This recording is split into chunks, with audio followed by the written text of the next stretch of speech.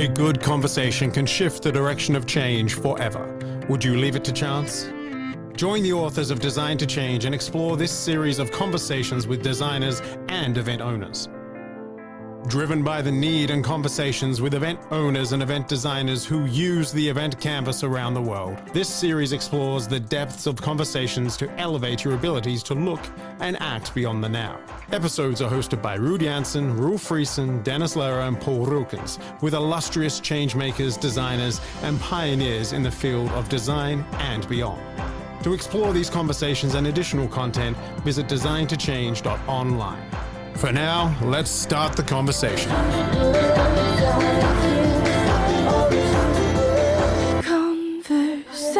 Conversations. All right. Welcome back to the Design to Change podcast. It's season 5. We're well underway, and today we have a very special guest, Fred Werner. Welcome to the Design to Change podcast today. Yeah, pleasure to be here, Ruud. Thanks for having me. Absolutely. It's the 8th of October, 2025. And if things would have gone differently, we might have met in Manila back in the 1980s.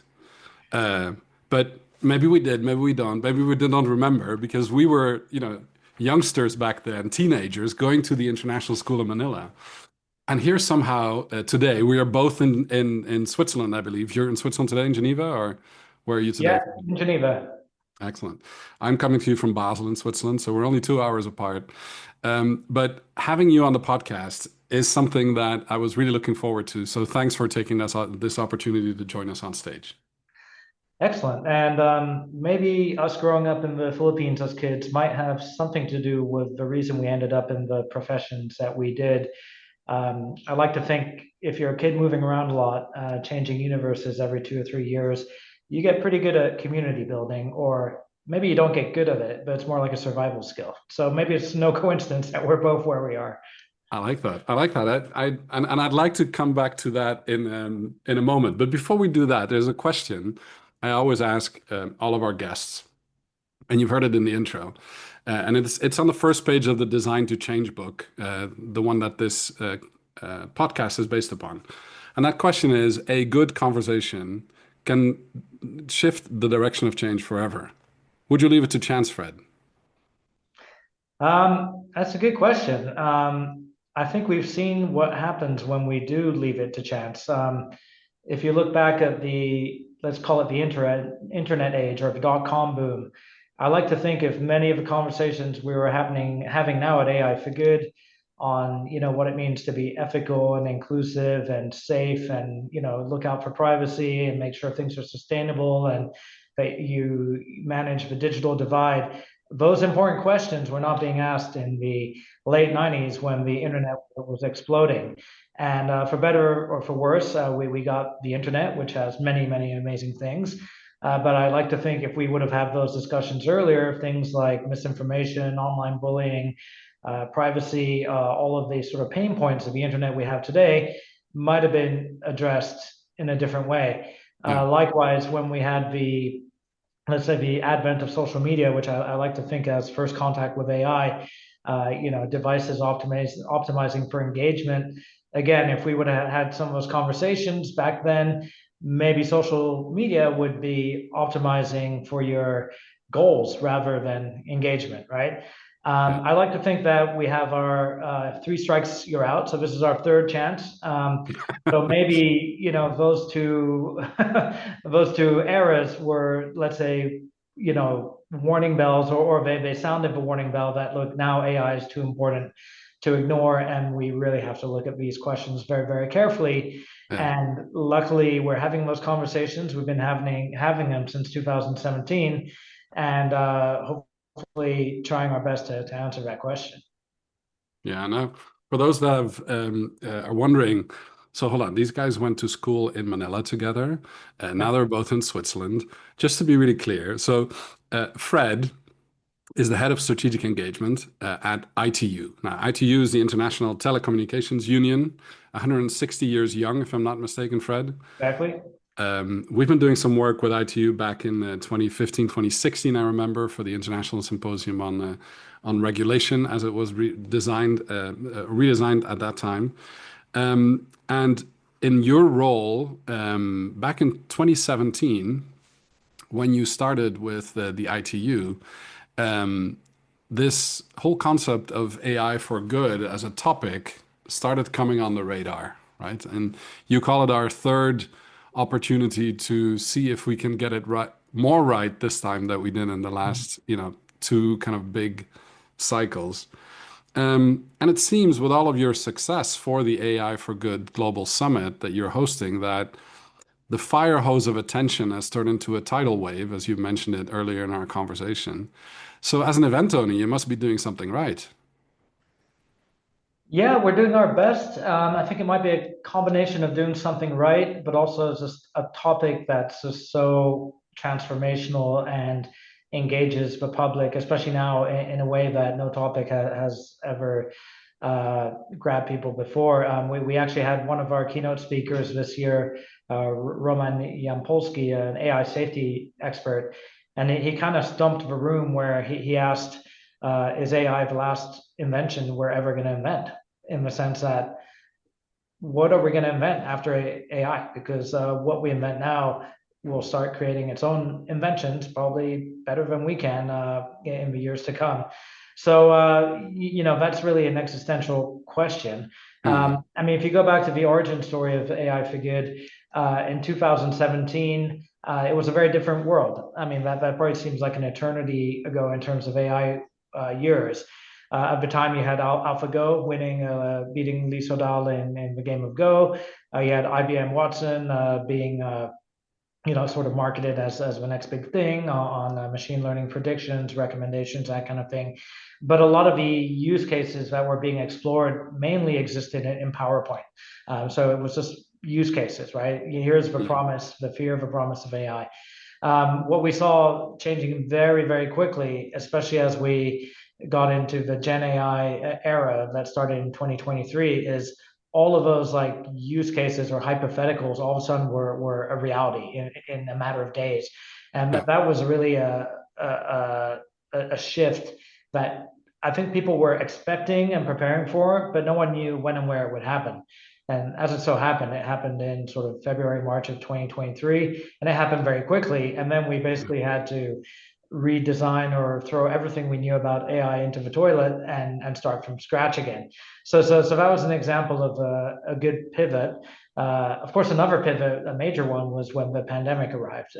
We were sort of going from a humble summit in our ITU premises with 300, 400, 500 people to the Congress Center next door, where we did what we thought at the time was the biggest, best AI event in the world. We were on track to do an even bigger and better one, and then the pandemic hit. And I think rather than wait for blue skies or when our thing is going to be clear again, it took us just a matter of weeks to sort of reinvent AI for Good as an online platform where we went from an annual summit to almost daily webinars. And to support that, we built a platform called the Neural Network, which is an online smart matching community platform where we host all our webinars. And even now, when we're sort of in a post-COVID, post-ChatGPT world, we're still running that platform because the speed of AI goes so quickly. You need that almost daily refresh to stay on top of things. If you do it quarterly or yearly or even monthly, you'll get very quickly out of date. So I like to think never let a good crisis go to waste.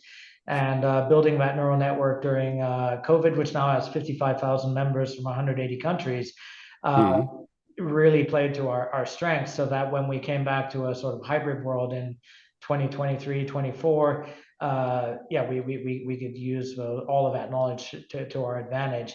And of course now, probably the next big shift was when we moved to Palexpo, because in 2024, the Congress Center, which normally is big enough, we actually had a crowd control issue where we had people stuck outside for 3 hours. We had to put up a jumbo screen, hand out water bottles. These are people who flew in from New York and different parts of the world. Nice problem to have. This is the middle of the summer, right? In July, I believe it is, right? Yeah. Nice problem to have once, but not to be repeated. So this year we moved to Palexpo, and it's a good thing we did, because then we went from about 5,000 people to 11,000 people in Palexpo, starting to enter sort of Geneva Motor Show territory in the sense that we had autonomous cars, flying cars, robots, kids, athletes, presidents. It's just really, really grown exponentially. So I'm not sure if that answers your question, but that's sort of the story arc, or the story of the growth of AI for Good and where we are here today. Yeah. And as the head of engagement, you're riding the crest of that tidal wave, I suppose, in terms of, okay, there is a lot of momentum, there is a lot of attention. I remember back in 2017, or when we spoke about what are the opportunities for online now. Your AI for Good neural network is 55,000 people. Now ITU, with its global remit from the United Nations to be the International Telecommunications Union, has, if I listened carefully, this might have changed, but 194 member states that are part of the kind of the governments that are part of the United Nations that are part of ITU. And then what's unique about your entity, ITU, is that you also have private tech corporations and institutions that are part of the mix in the stakeholders that you serve as ITU. How does that influence what you do, and how do you identify AI for good when there's all these pressures from different countries and pressures from different actors that have very different stakes in AI and good? That's a good question. And, that is sort of our unique selling proposition, if you will. We are the only UN agency with a public-private model. And because we've always been a technically focused agency, I don't think you can have that credibility without the input of industry and academia. And when I say industry and academia, it's over 1,000 private members and academic institutions that contribute to our standards making process, but also to AI for Good. And beyond the formal membership of ITU, we have, I'd say, the AI for Good community. And that's really a bottom-up, expert-driven community that's been growing since 2017. And that's the 55,000 people I was talking about on the neural network, from 180 countries. About 11,000 of those people are academics. There's probably about 2,500 UN employees who are on that platform, just there to learn, network, and collaborate. And I think because of our unique position, other UN agencies see us as a natural partner, where if they're like a problem owner, for example, with healthcare, with WHO, or disaster management, or autonomous driving, or food security, they see ITU as a good partner to that's able to convene the private sector, to the academics, the AI experts, in a way that's trusted and safe, and then they feel safe partnering with us. And we've done that on a number of pre-standardization efforts and global initiatives. So, for example, AI for Health with the World Health Organization, and now WIPO, the Intellectual Property Organization. We do AI natural disaster management with WMO and UNEP. We do AI and agriculture and food security with FAO and the different food-related agencies. And these are all to sort of build best practices, build expertise, do pre-standardization work where, I would describe that as looking at the standardization gaps, coming up with definitions, taxonomy, frameworks, sandboxes to experiment, so that when these new and emerging topics are there on specific global challenges, then at one point they become ripe to go into the formal standardization process. And I also like to think of standards as a practical way or a tool of implementation when you have these new AI regulations and governance frameworks emerging, because all of these frameworks have very ambitious words and texts and good intentions of what needs to be done, but turning those words from principle into action, you need details, and standards have the details to be able to do that, especially internationally. Yeah. And so by now you have over 500 AI standards that have been established. Is that correct? Yeah, about 400 published or developed. And of course, very strong in the area of telecommunications, but also looking at standards to combat misinformation and deepfakes, standards in multimedia, standards in energy efficiency of data centers, for example. So it's a whole suite of standards, and a lot of them developed also with our partners at ISO and IEC under the World Standards Cooperation framework. It sounds like a complex world that you operate in, and you're, just by the acronyms that might startle some of our listeners. We'll make sure that everything that we're talking about here with Fred is also analyzed by AI and made available to you as key takeaways, an idea cloud with actual quotes and snippets that you can use. Because one of the things that many of us have experienced, obviously, is as mere mortals that are exposed to AI and see the impact of it on a day-to-day level in our private lives and our professional lives, in the way that, for event designers and event owners, how these things impact the way that data is being captured, data is being analyzed. One of the things that is interesting that you were talking about is this idea of, there's an outcome or sustained impact from the fact that you're getting together with these people at these global summits, right? So, and I'm wondering, and maybe we'll get to speak about this a little bit more backstage, right? How it is for you as an event owner to also be speaking at your own event, but also speaking at other events where you see the dynamic of those events. We'll save that for the backstage part, which we encourage you to listen to. But for now, I'd like to focus on the fact that the outcomes that you're aiming for as the United Nations are the Sustainable Development Goals, which back in 2017 still seemed fairly far away. But we're in 2025, October. You've just had the UN General Assembly in New York, I believe, a couple of weeks ago. Yeah. How, if those are the outcomes you're working towards, right? And those are set for 2032, is that 2030, yeah. 2030? Yeah. So we have 5 years.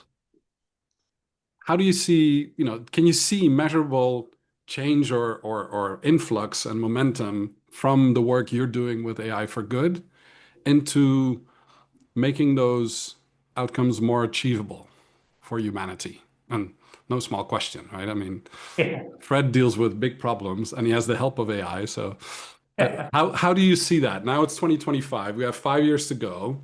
Those goals were set. Do you feel like we're ramping up and getting closer to it as your AI for Good Summit, Global Summit is also evolving and that neural network is working on creating standards and organizing things in ways that might be more digestible for us as humans to actually track progress of the outcomes of the summit? Yeah, I think so. I mean, one of our catchphrases is that we're more of a summit, and we never wanted to be trapped or pigeonholed as just an event. And of course, when we went from just a summit to, let's say, that online community platform, that was sort of the next big step of getting this kind of real-time AI expertise that's being shared by top academics and industry experts and thought leaders and activists. So we're all constantly sharing knowledge with one another almost every day in real time, which is very important. But then we went one step forward and launched a number of collaboration efforts and projects which would take that knowledge and turn it into action. And then that action can start to address global challenges. So we actually created a year-long AI startup pitching competition called the Innovation Factory, because the idea was how can we move from theory and PowerPoint slides to actual solutions that exist that could be deployed by a UN agency or by a hospital or by a mayor or by a country. And these are, because they're startups, they're solutions that are ready to go now. They're not sort of mock-ups or pilots. These are real products. So we've been running that for a number of years, and at least 1,000 startups have gone through that process. And they actually tease out real AI for good solutions using AI to help people with disabilities, to help with healthcare, to help with prenatal care, to help with agriculture, disaster management, fighting misinformation. And probably one of the best parts of the job is actually seeing those use cases come across your desk every day, because they're truly amazing. And another way of let's say coming up with concrete solutions to problem statements is with our machine learning challenges. So we've been running those for about 5 years. So far, we've probably done over 100 of them, reaching 10,000 plus students, mainly from Africa and India. And different than, how to differentiate it from the startups. So the startups have their business, I mean, have a solution. The machine learning challenges, it's actually people coming up with problem statements to problems that don't yet have solutions, and then using the power of a crowd to come up with solutions to solve those challenges. And typically those people participating are university students or researchers or PhDs. And so they might have, will launch a challenge, for example, using AI to detect landslide challenges, using a combination of satellite imagery and big data and IoT and all these different, and then you get these models that could be used to predict earthquakes or how to respond after an earthquake has happened or a mudslide or something. We've done similar challenges on how to manage the energy efficiency of 5G base stations, where actually a team from West Africa was able to reduce the base station energy consumption of 5G base stations in cities by 25%. So they were one of the winners. So you're actually getting these solutions that cover SDG related global challenges like food security, landslides, disaster management, but also going into sort of smart cities with like energy consumption of data centers and 5G stations. And so we have these sort of like mechanisms for teasing out these solutions. But the biggest actually headache is, how do you know these high potential solutions actually work well on men or women, persons with different skin colors, on children or the elderly, persons with disabilities, or in places or low resource settings where things that we take for granted, like access to 5G data, Wi-Fi, electricity, cloud compute, are real challenges. So those are not natural reflexes to the fast-moving tech industry. I think the track record so far has been, let's build it and we'll fix it afterwards. But these are things that they think about deeply in AI for Good, keeping in mind a lot of those big tech partners are in AI for Good and really kind of driving that good thinking. So if you're looking at all those use cases that I talked about, they're high potential, they exist, they're not hypothetical, but they exist mainly in Silicon Valley, in Brussels, Switzerland, Shenzhen, Seoul, places where you have access to talent and cloud and compute. But how are these solutions going to work across 50 plus African countries with all the challenges that those involve? So another part of AI for Good is, how do you get rid of the bottlenecks that are preventing those AI for Good solutions scaling globally? I mean, one of the biggest bottlenecks, which is central to ITU's mission, is connectivity. A third of the world is still unconnected, and to have AI, you need data. To have data, you need digitization and connectivity. So that's the equivalent of a V8 engine only firing on 5 cylinders. In the sense that we don't need connectivity for the sense of connectivity, but if you're not connecting people and benefiting from the collective problem-solving creativity of a third of the population, of their culture, of their language, their dialects, their music, their art, their innovation, it's a pity. It's just the engine is not firing on all cylinders. So I think, somehow making a lot of progress on the connectivity piece, which is happening. But also, when I talk about connectivity, it's not connectivity for the sake of connectivity. A lot of places do have connectivity and coverage, but there's no incentive for the local population to connect, because there's no content in their language or in their dialect, or sometimes literacy is a problem, no access to useful apps or government services or that would help them, with, let's say, microfinance or financial inclusion. So it's kind of like a double-sided or a double-edged sword, where you can have connectivity, but then you would still need AI to sort of reduce the friction for the unconnected to connect. And there, I think there's a big opportunity as well. And then, of course, there's a host of other bottlenecks beyond connectivity, like access to data and sharing data in a way that's useful for AI, but still respects privacy, making sure that AI is developed in a way that's sustainable, that's inclusive, that respects fundamental rights. So that's a long answer to your question. But what I wanted to say is that AI for Good, it's not just talking about the potential or talking about the solutions, but actually designing a lot of programs and capacity building programs to find solutions, but also remove the bottlenecks so that we can scale the solutions. And then, of course, the last piece of the puzzle is the standards that would be needed to make those solutions work well internationally in terms of interfaces and interoperability. Yeah. So that being said, I'd like to shift the focus back from the big problem that's, well, it's not far on the horizon, it's facing us in the eye, right? It's something that, in your lens, is your daily reality within this group of experts that you've been able to aggregate around the topic as the unique convener of that group of people. Out of curiosity, as an event owner, right? I'm sure event owners are listening to this podcast and must be wondering, right?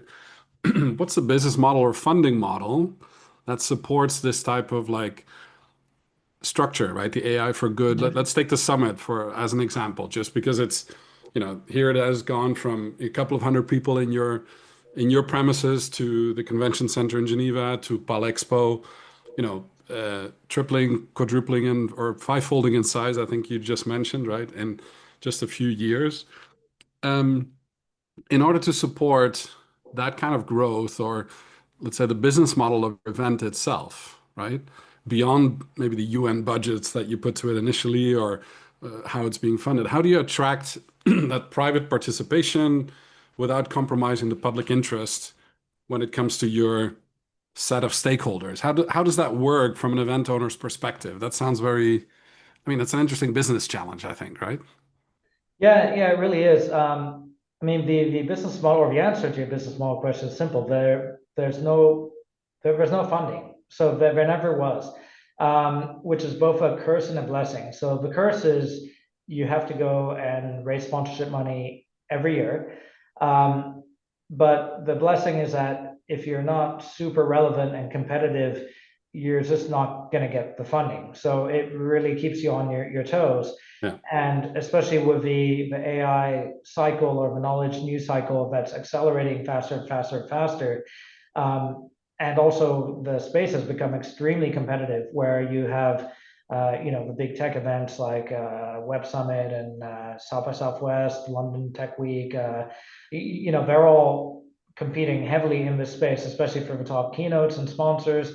But then we also have the other side of the competition, which is our UN community, where you have especially recently, a lot of AI initiatives popping up from sister agencies related to their specific area of domain, but that's still extra competition from for eyeballs, for travel budgets, for time, for attention, for media.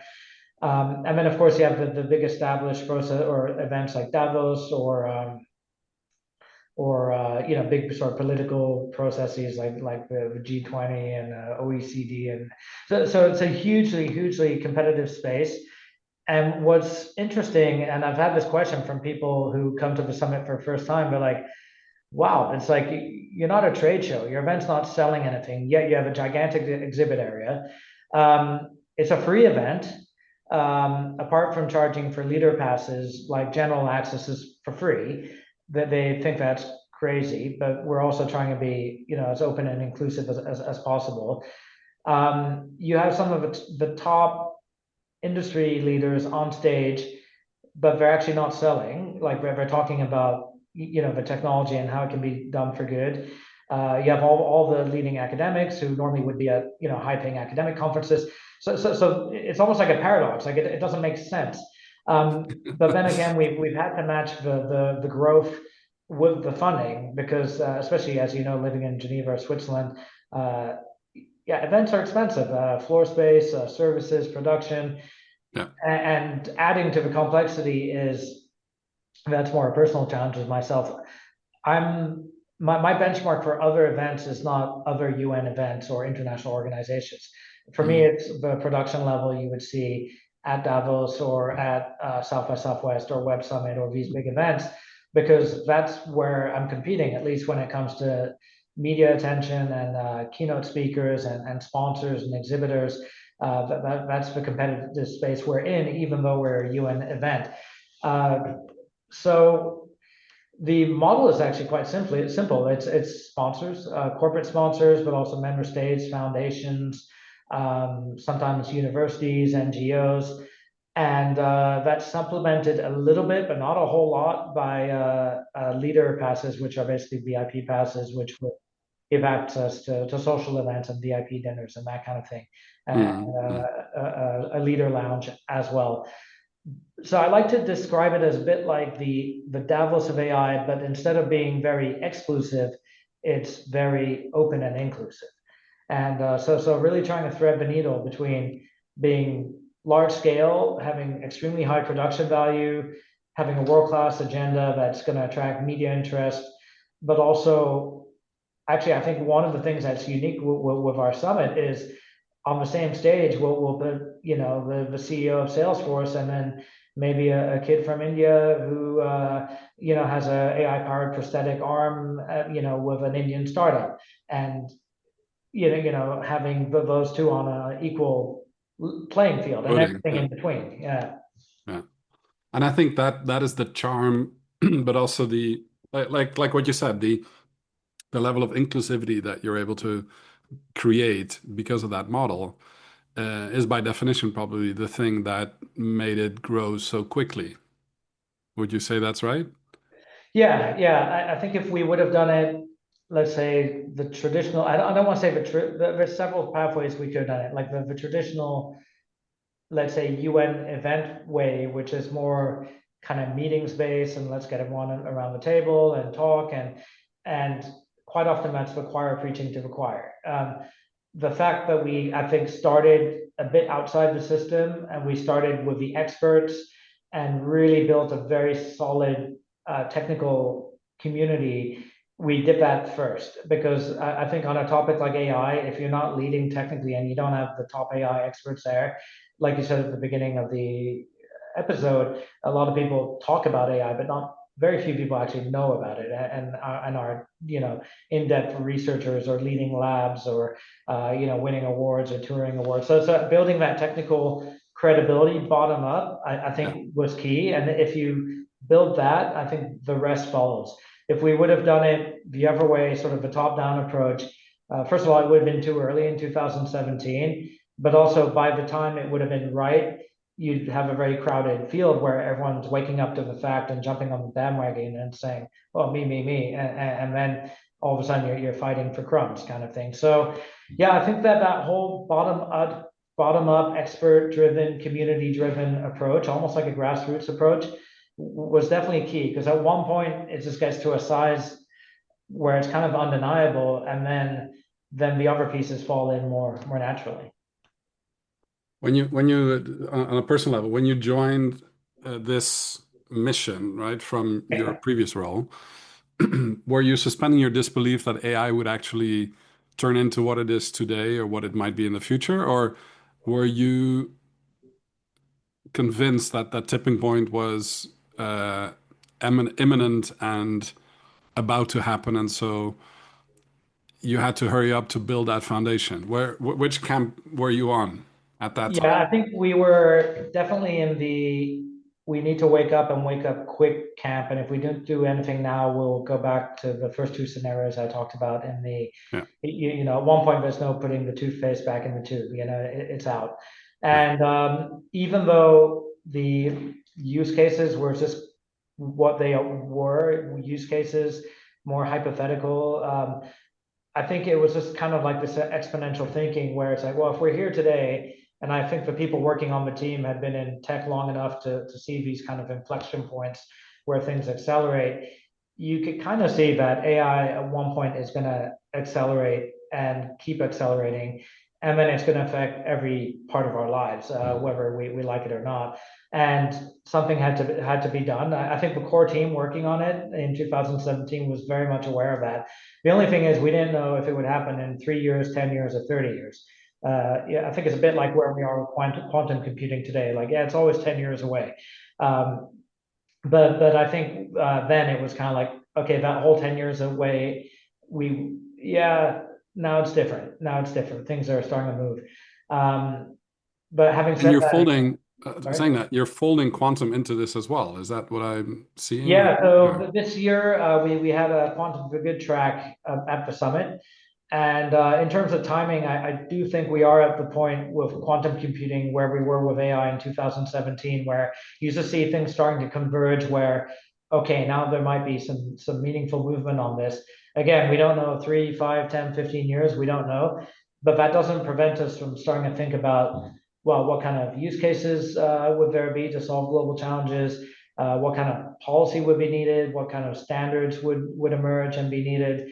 Um, again, looking at the digital divide, you could look at the quantum divide, and of course, all the cybersecurity and privacy issues that are related to quantum. So just because the hardware is not there doesn't mean you can't start thinking and Thinking exploring about it. Yeah. these things so that when that ChatGPT moment arrives with quantum, who knows when?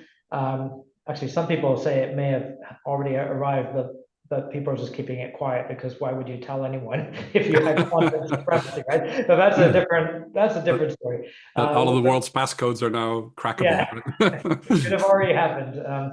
No, but I think in all seriousness, that moment will emerge, and then we might be better off for it. Yeah. Well, I'm impressed by the work that you're leading and seeing the advances and also seeing the changes at ITU on how that's developing. I think I think it's very impressive. It's very necessary as well, right? To have a neutral body that is able to across all of the different um, um, stakeholder groups, right? The multi-stakeholder environment you're serving is a very complex one, and I'm sure no one day goes by without thinking about stakeholder alignment and the value sets and all those things that underlie the culture of how you build your event over time. Um, I'd like to see if we can wrap up this part of the conversation because backstage, I have a couple of questions I need to ask Okay. you as a former classmate from the International School of Manila on, how does your international mindset, how has that developed working in so many different countries and different continents? And how is that cosmopolitan, you know, um, lifestyle before that became a thing for the general public, I would say, right? Back in the 80s, that wasn't very common. No. I'd like to talk to you a bit more, but we're going to do that backstage, right? Okay, sure. Before I do that, I have one question that I ask all of our guests on this podcast. And that's the question when I look out the window here, I see this hill across from me here in Basel Landschaft, and it almost makes you wonder about the horizon of change, right? What is currently on your horizon of change, Fred? If you look into the near future, maybe a year or 2 years out, Mhm. what's currently on your horizon of change? That's the first question. The second question is, and may we, a year from today, re-invite you back to this podcast to share or to look at what you said today and Yeah. see where you are a year from today? Yeah, I think one thing that's I think pretty clear, and I see this through our robotics program, but also when I travel to different parts of the world, especially to Asia, is maybe we'll get a mainstreaming of robots coming quite soon. Maybe not in all parts of the world, but definitely in Asia. Mhm. When you see the acceleration of robotics in China, especially, it's mind-boggling. You have robots that cost humanoid robots costing less than $20,000 doing backflips and pirouettes, and whereas just a few years ago, a robot dog that could barely do anything was costing about $100,000. So I think the emergence of robotics in all shapes and forms, or you could even call it embodied AI, where it's just AI in physical devices. They might not uh, look like a traditional humanoid robot or a dog or something you'd see in a science fiction movie, but there is Mm. AI. I think that's going to emerge very quickly, and I think also um, with that, you have not so quickly, but you're seeing the emergence of brain-computer interface technologies. But that timeline I'm putting much further away. But Mm. probably heard about Neuralink. with embedded chips to help people with, ALS, or who are fully paralyzed to, control machines with their mind. I've seen, demonstrations of that that are truly amazing. First of all, because it helps them regain some kind of dignity and quality of life. But also, if you apply that kind of exponential thinking, it's just a matter of time before those devices become less invasive or even non-invasive, and then start being applied to different domains like sports performance, or mental health, or industrial applications. That's still the Wild West, but it's very, very inspiring, especially when you see how it can help people with severe disabilities. And I think another thing would be this. I'm not saying that large language models have plateaued, but it seems like, squeezing that extra juice out of it is just getting harder and harder in terms of needing more and more data, more compute power, more energy consumption. So a lot of experts are looking at different models that would work with a large language model, but not rely exclusively on a large language model, which are more towards, creating a model of understanding of the world. So understanding physics and mathematics, and using computer vision and all these, multimodal inputs to create a much deeper understanding. And I think that's where, if you're talking about artificial general intelligence or AGI, that's where that next breakthrough would happen. And again, don't want to put a timeline on it, but those are the three things. I think the robotics thing, definitely sooner rather than later. The other two, okay, the jury's out. And would I come next year? Yeah, absolutely. Hopefully with a robot that will baffle you, and you come to the summit, you'll probably see it. That will come and press my unmute button when I forget to unmute, right? Yes. All right. Well, Fred, it's fascinating to hear those evolutions, since starting this AI for Good project in 2017 at ITU. I think what you're building has great importance, and is very important to go towards the outputs of the Sustainable Development Goals that a lot of people are aware of. The awareness turning into action, AI supporting that, and developing the standards, and the community mostly of the true experts in a world full of charlatans. I think it's very important that the core of the thinkers are united and gather to progress the thinking together. And thank you for convening those altruistically with a business model that's sustainable and growing very fast. So I think many event owners have a lot to learn from how you have approached that. I'm sure it goes with growing pains as well. Well, maybe we can address some of those in the backstage area in just a moment. But I want to thank you for sharing this today on the 8th of October, 2025 with us. And I'll meet you very soon backstage in just a moment. Sounds good. Thanks for having me. And yeah. This has been another episode of the Design to Change Designer Conversation series. Explore these conversations and additional content at designtochange.online. Want more right now? Tune into the backstage episode of this conversation and hear what the experts discuss off stage.